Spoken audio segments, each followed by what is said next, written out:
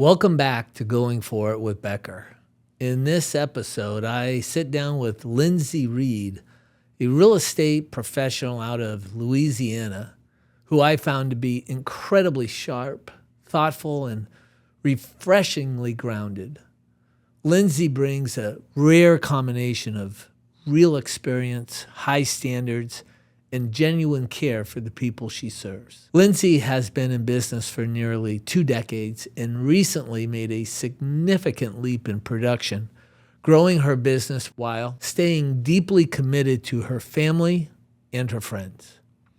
What stood out to me most is how intentional she is about relationships, trust, and building a business that actually supports the life she wants to live. In our conversation, we talked about what it really takes to manage a high volume of transactions without burning out, how to think differently about marketing and staying top of mind, and why consistency matters more than perfection. We also dig into delegation, leverage, and the mindset shift required to move from trading labor for commission to building something sustainable.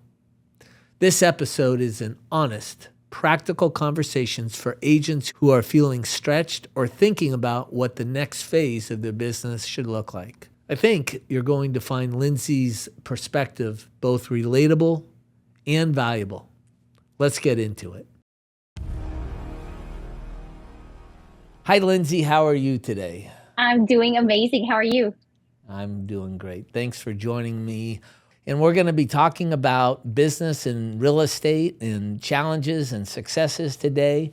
And before we get going, share with me a little bit about who you are, what your background is, where you live, and introduce yourself with your first and last name, because I didn't do that, and we'll go from there. No problem. So I'm Lindsey Reed. I've been a real estate agent for 18 years this year, which is crazy to think about. I mean, almost 2 decades. I work at Real Broker, which is a wonderful, fabulous company. I am married and I have 3 awesome kids, 24, 16, and 11, and 2 amazing puppies. One I love more than my husband. I always tell him that. He knows it. But he's just the cutest little What's the Cavapoo. breed? What's the Oh my breed of the gosh. dog? Cavapoo. So half King Cavalier, half Poodle. And he Okay. has my heart. He's the wallpaper Okay. on my watch. All right. Um, Well, certainly your husband must have good self-esteem in the case that he is second to the puppy. to the Cavapoo. Yes. But Very good. I live in Ortonville, Louisiana, which is near Okay. Lafayette, Louisiana, not too far from New Mhm. Orleans, Yeah. and have been there really all my life. Yeah. Awesome. Tell me a little bit about your business. How did you get started? What attracted you to the business? And kind of a chronological view of the last 18 years, condensed though. Got it. Okay, so I was in school and I was waiting tables at Hub City Diner in Lafayette, and which I still go to this day because it's amazing. And I had met my husband, well, my now husband, and whenever we met, we'd been dating for a little bit, and he was like, "Hey, you'd be good at real estate," and I was like, "Really?" And so I was like, "Okay, I'll give it a shot, whatever." And then 18 years later, here I am, and I couldn't imagine doing anything else.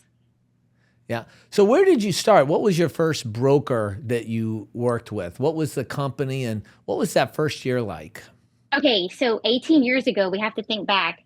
It was at Keller Williams Acadiana, Yeah. and It's a great place to start, by the way. Keller it Williams is got great good training for education. sure. Yes, for Yeah. sure.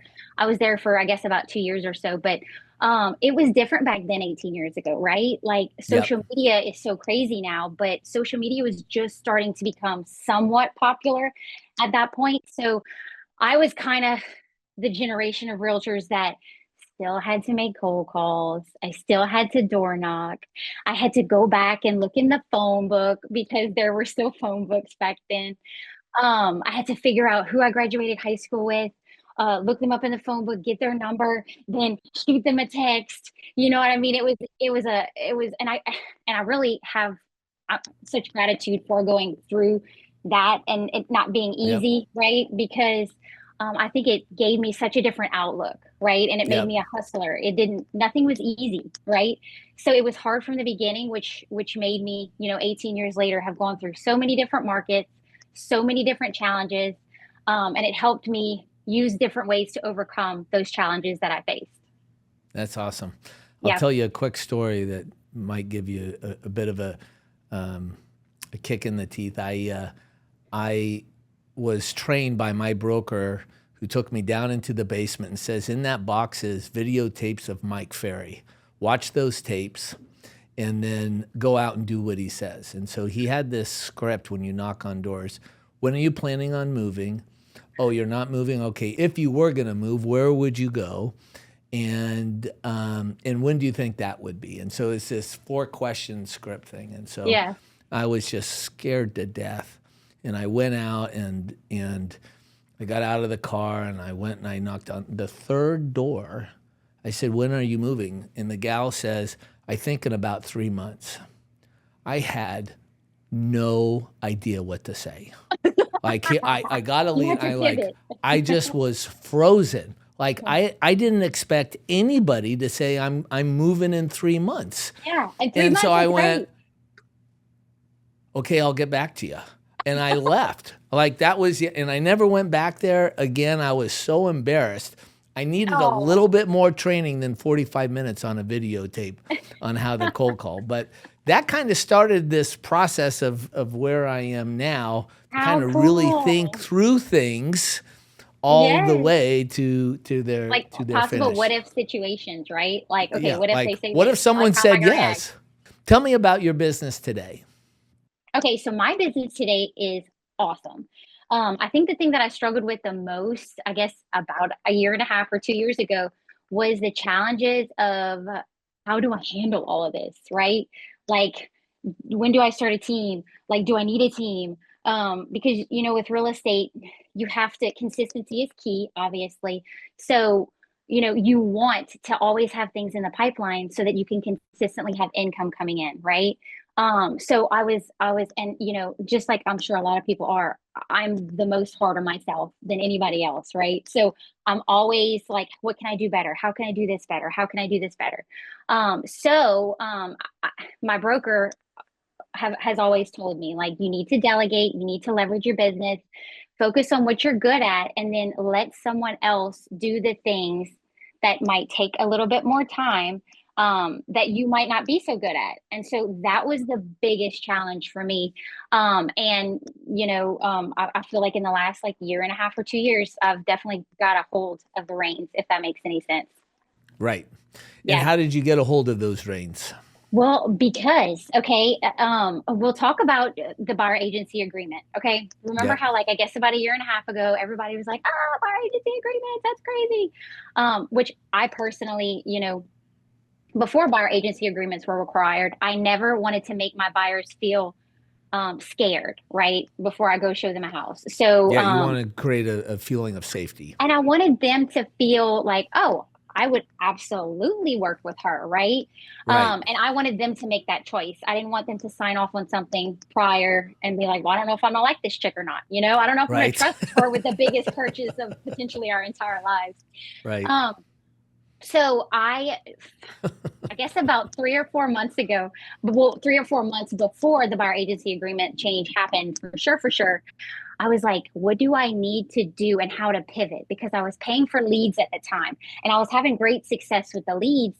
But in my mind, I was like, well, these leads are people that never met me before, right? I'm going to have to establish a relationship with them, which isn't a problem, but they're probably going to be more hesitant to sign an agreement with me more than my sphere of influence, right? They've already Right. worked with me. They already like me. They were referring me, to their friends and family, which is the main goal.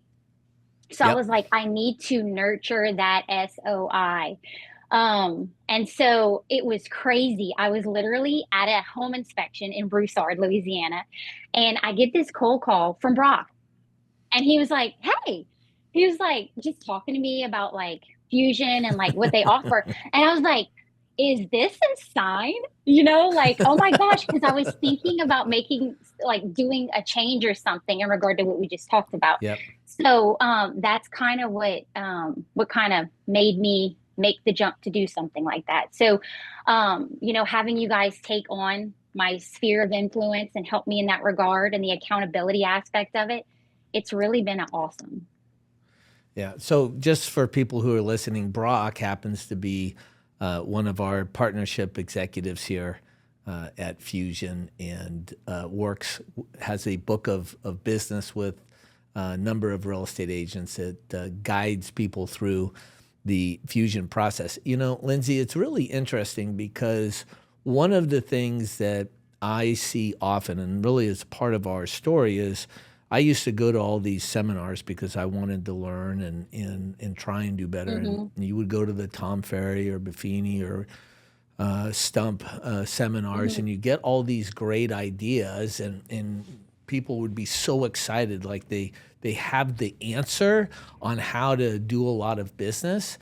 And then a year later, Tom's coming back through town, or Byron Buffini's coming back through town, and you end up going to these things and you say, my goodness, I haven't really executed any of this. Like, I know what to do, but the ability to execute something consistently is really Yes. difficult. So even with your broker saying, like, delegate this stuff out, delegating stuff out is one of these whole things, like the cold call that I went through. Is when I hired my first do I do? assistant, I hired this gal, and then I went, oh crap, what do I do now? I mean, I didn't have any What did she do processes. for I didn't me? even Yeah. know what I wanted her to do. Yeah. And so it's executing things and building a team is really time consuming, and it's really expensive. And now I'm sure you had that issue prior. And did you try to hire assistants? Did you try and put systems together? I mean, you're doing a lot of business, so you were being pulled already in a lot of different directions. Yes.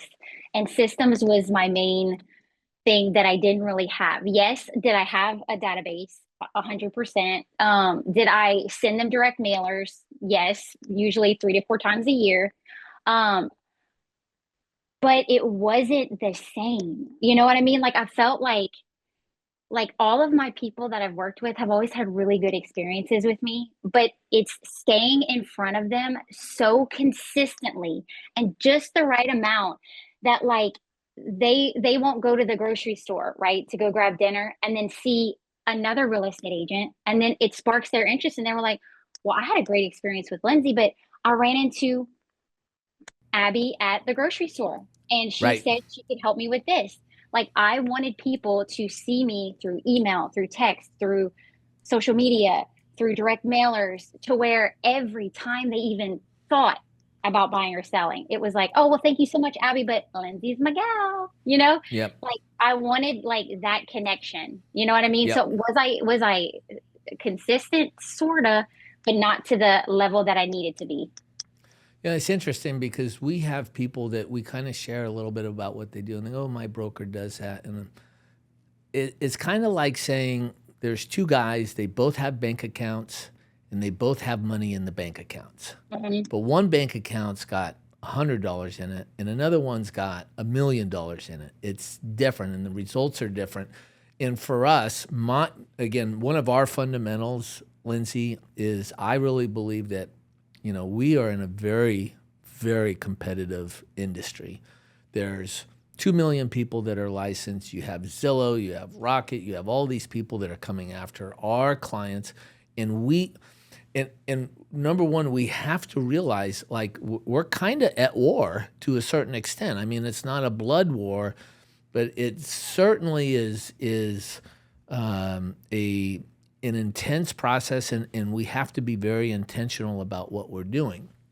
And for me, when I look at the businesses that are the most successful, they're the ones that are marketing with high frequency through many different channels. And so that is our marketing belief, is that you have to choose a target, you have to choose a value proposition, and then a ton of frequency, and through as many different channels, like you were saying, email and video and social media and direct mail and all of those types of things. One of the things that I'm interested in, because when you started with us, according to my notes here, you were doing 30 some odd, and you're now close to 60 transactions, which is terrific. But one of the things that agents struggle with is the amount of marketing. And I compare it to kind of like a Geico or a progressive insurance style type of marketing, where we're really hitting them because we want our agents to have top of mind 100% when these events come up. Somebody gets pregnant, the divorce happens, there's a death in the family, whatever the case may be. These things happen suddenly, and you have to be in front of these people on a consistent basis to have that top of mind. But a lot of people feel uncomfortable marketing themselves. How do you feel about that? Because it doesn't seem like you've got too much issue with it. No, I don't. I actually love it. Okay. But I do have to say, so at first, before Fusion, I was sending them, 3 or 4 things, direct mailers throughout the year. And I felt like I didn't want to bombard them, right? I was like, okay, like I'm supposed to stay in front of them, but then I don't want them to get aggravated. Blah, blah, blah. They might potentially throw something away or delete it, blah, blah, blah. So whenever I first joined Fusion and we were going over like everything that y'all do and how many times y'all touch them and all these things, at first I was actually a little overwhelmed. I was like, oh my gosh, they're going to get annoyed. They're going to delete me. They're going to block me from calling them. Right. But it has been completely different. It's Yeah. kind of crazy, now I will, like some people be like, oh, got your other mailer in the mail, Lindsay, or blah, blah, Yeah. blah. But even if they, let's say, looked at it once and threw it in the trash, they looked at it once. You know what I mean? Yeah. And like next month, they're going to look at it once again. And then I'm going to have touched them all those times, even though they might not keep it on their fridge forever. I'm still in front of them, which it took me a minute to get adjusted to, but it's been wonderful. Yeah. It's interesting because right now we're in a process where Fusion wants to really scale on a significant level, and we're talking to investment bankers right now. And yesterday we were having this conversation with one of these investment bankers, and we're deciding if we may be a potential fit. And he says, I've lived in my house for 25 years and raised our kids there, but there's a gal who mails to us. I know who she is now. She's mailed for 15 years, and it's twice a week. So there's two things. Is her commitment to mailing sends a signal that she's consistent and she's committed and she has the money. There is a subconscious meaning. Now, he's now becoming a empty nester and is going to probably be selling soon. There's no question who he's going to go with. And yes, this guy's an investment banker. He's got lots of money. It's a very big listing. So if she spent in 15 years $500 in mailing, she's going to get back $25,000 to $30,000 in income. I know. She just had the patience to do that over a period of time. So if you have a number of those people in that type of process. The other thing about marketing so much that I don't think people realize is we are bombarded with advertising through email, through direct mail, through TV, through all these different sources. So on average, we're seeing anywhere from 500,000 to 1 million images on a monthly basis. I mean, it's insane. So if you, instead of mailing and touching them, 2 times a month versus 10 times in a month, they're not going to notice. It's the agents that worry about it. It's not the clients typically. They get upset because it's just something that's already happening. It's in our own head. And to me, yeah, and I have this hard time understanding why agents don't understand that actually makes them look more professional and more stable and more substantial. Because if you're going to buy auto insurance, do you want to buy insurance from a no-name insurance company that you're not sure has the ability to pay? or one that's like Geico or Progressive Insurance that has the Hmm. reputation and is Has out the there on a regular process, has basis. the systems. Yes. Yeah. And so it is a fascinating thing. But I want to go back to why I also believe that you probably don't have an issue with it. And that's our number one fundamental, which is, and this is, again, I say this is so silly because it just sounds so trite, but you have to become the agent that you would actually hire yourself. And for Yeah. most people, that's really hard because you have to answer the phone. You have to actually care about your clients. You have Yeah. to care more about your clients than the commission that you're going to get. You have to be empathetic. You have to be timely. You have to be responsible. That's hard because I know agents and they are very, very, they have high standards on the services that they want to receive Mhm. from others. But oftentimes I don't see them returning that at the same level. They don't want to I give it. already, Yeah. yeah, I already know that you're the agent that you would hire. It's clear to see you care about these people. And when you know that you're that agent, it's not hard to put yourself out there. But if you are faking it, if you will, Hmm. if you know there are people that maybe they should hire someone else besides you, your ability to really market and feel good about is hard to do, I think. Right. It's about the relationships, right? Yes, it is, you need to sell houses, right? You need that, but it's about the relationships more than anything. And I feel like if you focus on that, you know what I Yep. mean, and do that, then the rest will come, you know? Yep. But like you said, you want to give out what you want to receive, and that's so Right. important. Yep. Now I'm looking at your due north. This is something that we do at Fusion. We want to know what really matters to people, and what really drives their Hmm. heart Yeah. and their intention. The due north that you shared with Brock is that your family is the most important, and you want to spend more time with them. Everything that you do is for them. You want to have financial security and you want to help a lot of families. And I would love if one of my girls could go into real estate. That, of course, will be up to them. And you say that you'd love to help change people's lives. So, one of the things that is really important is this: for you to be able to do what you want to do means that you have to be successful financially. You can't really do all of those things without having the success of your business, and your daughter's going to most likely want to go into real estate if she's seeing a lot of success from you. If she's seeing you struggle, that won't be very exciting for her as well. So one of the things that I want to touch on here is you did almost 60 transactions last year. How are you managing that, and where do you think we need to go? Because I think a lot of times, and we have a little bit of an issue with our branding at Fusion, people, because we start with business development, people focus on the marketing part. But we are really a full platform to go from the marketing and the systems and the processes to then building a support team, and then eventually helping a team transition into a success plan and a succession plan.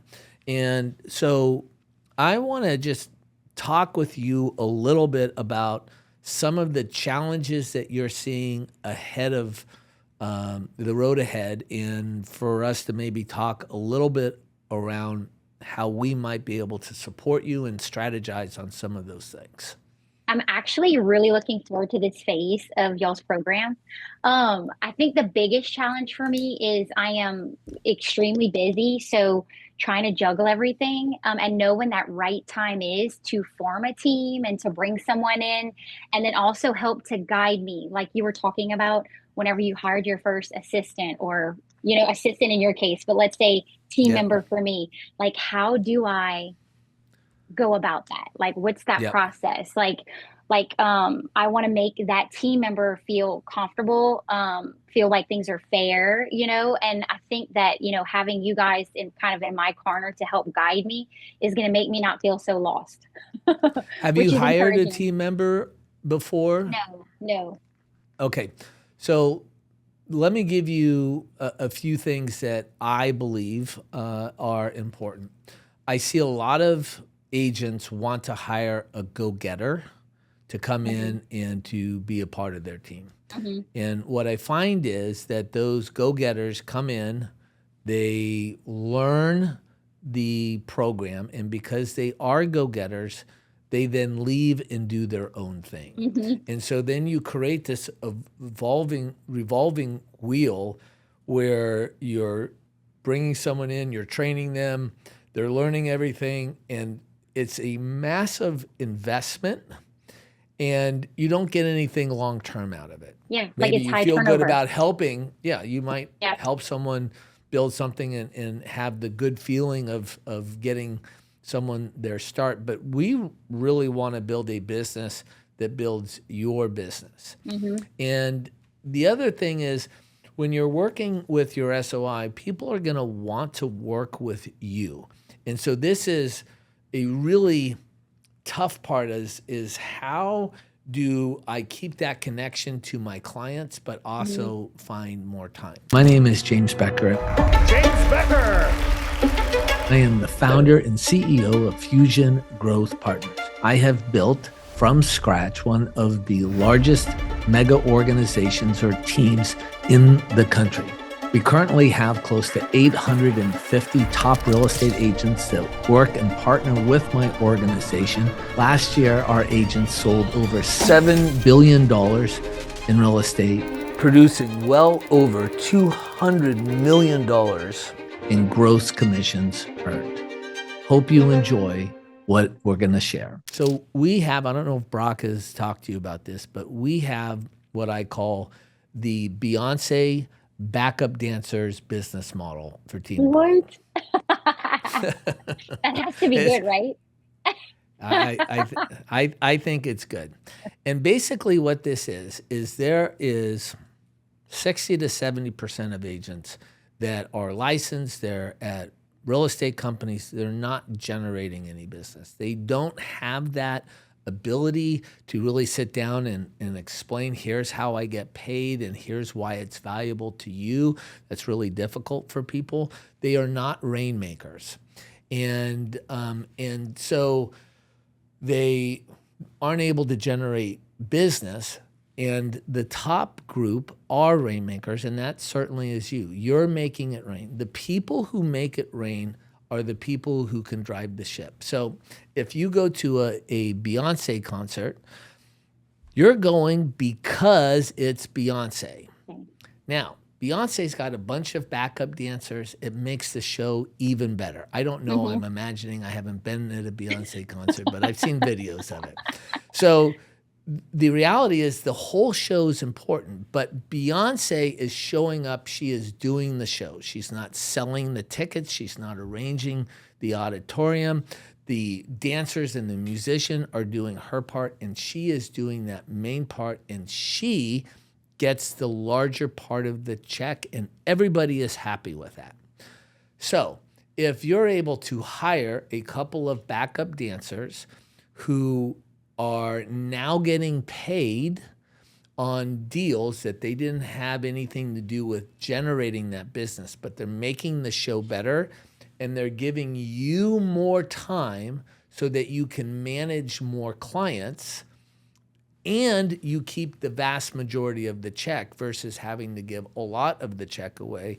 This is what we find to be the most profitable and the most stable team method. So where everyone feels happy. Yeah. Yes. And so what we do is we break down the commission based upon the responsibilities or what a team member accomplished. So one portion is who generated the relationship, which is going to be primarily you. Who is the one who secures the business? That's the listing agreement. That's the buyer's agreement. And typically the person who secures it also is the expert. So they do the negotiations. They do the heavy lifting when there's a problem.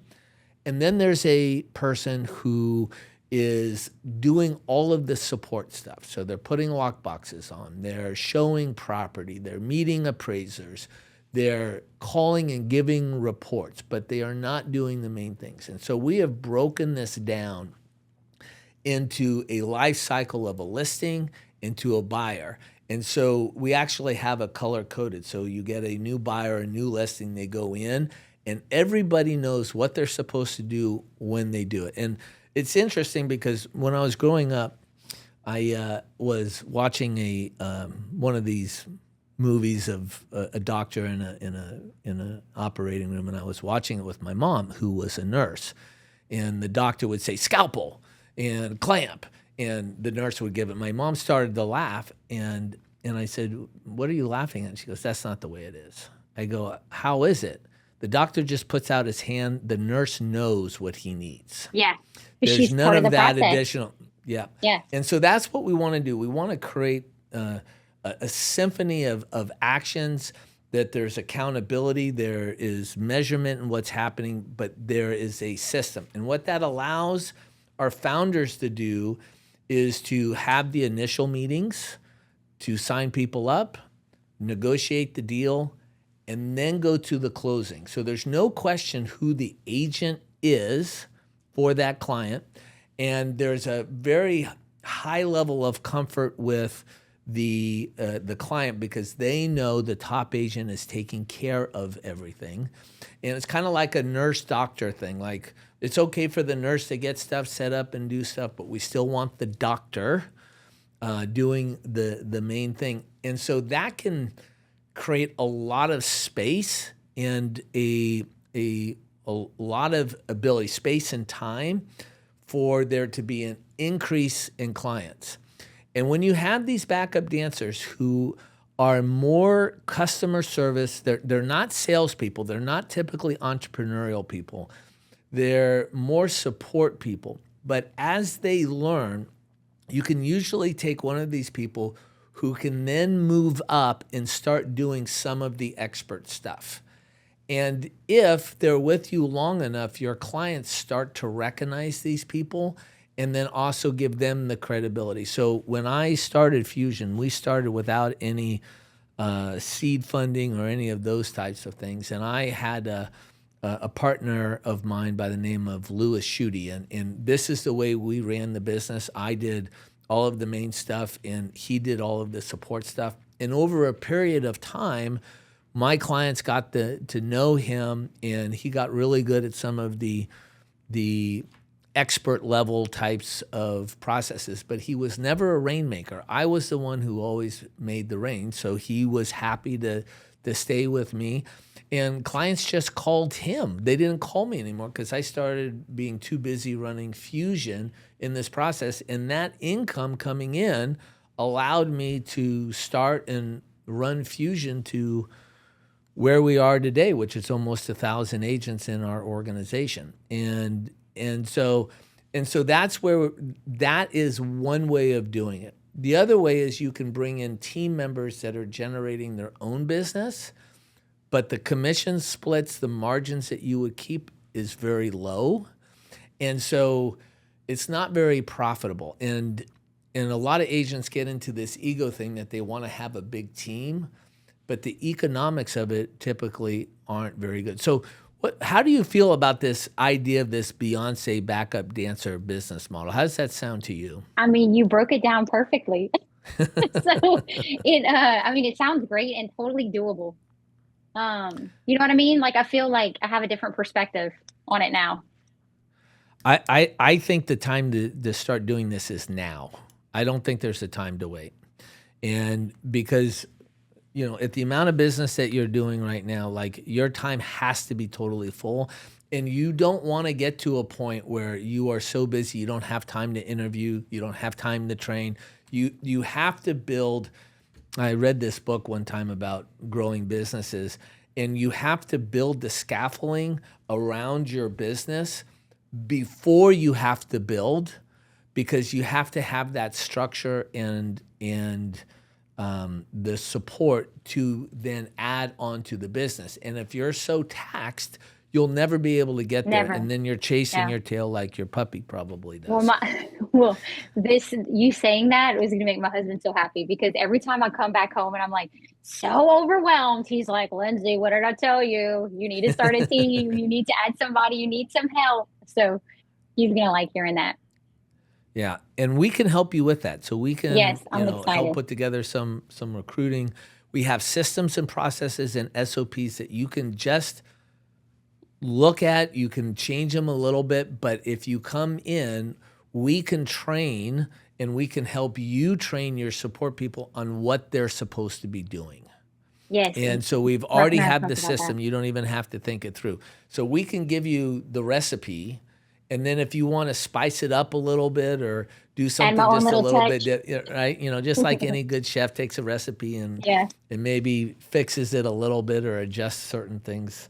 What Yeah. else is going on for you that is something that you'd like to talk about business-wise?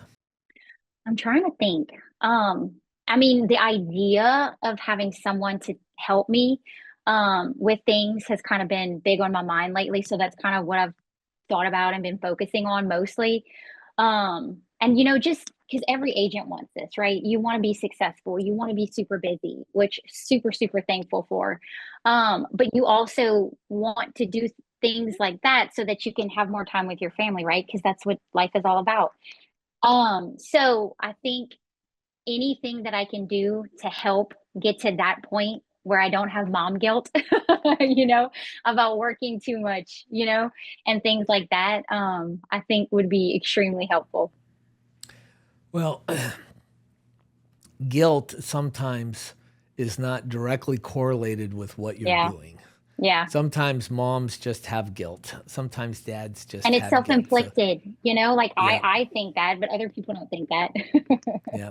Sometimes some of that is an inside job, Yeah. but part of the way of doing that is if you say, okay, what is it that would logically make me feel like I was contributing at the level that I needed to contribute, and draw that vision out.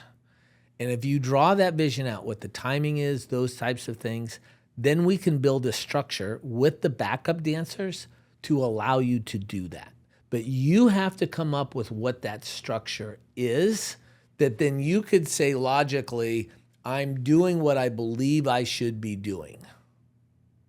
Okay? Then it'll be up to you not to feel guilty. That's the inside job part. But let's set a standard of what that looks like and then move towards it. It's not going to happen overnight. Nothing happens It'll be overnight, as gradual. you know. I know. I feel like It'll be gradual. But we need a I've made target. changes where it's more. But yes, right. You need an end game. You need like this is where I'm going to end up, Yeah. Yep. Yeah. Okay. Is there anything else you'd like to talk about? Oh, I'm trying to think. I think that was pretty much it. Did you have any other questions? I don't Are have you any other thinking about questions. anything? I can see why you do so much business. You are really an enjoyable person. You've got great Aw, energy, thank and you. I'm so thankful to be in business with you. Oh, well, same. And if I can ever do anything for you, please don't hesitate to ask. And let's get with Brock, and let's start planning your building of a business, because right now everything you're doing is trading labor for commission. We Mm-hmm. want to change that on a pendulum where clients start to become profitable, not just exchanges for labor. Mm-hmm. Yeah. Yeah. No, that makes Sound good? complete sense. That sounds awesome. And again, Okay. I really appreciate you coming in and Oh, well, taking the thank time you. with me. And again, if I can do anything for you, please let me know. And thanks Sounds for being in awesome. business with us. Absolutely. Thank you. I'll talk to you later. Okay, thanks, Lindsay. All right. Bye.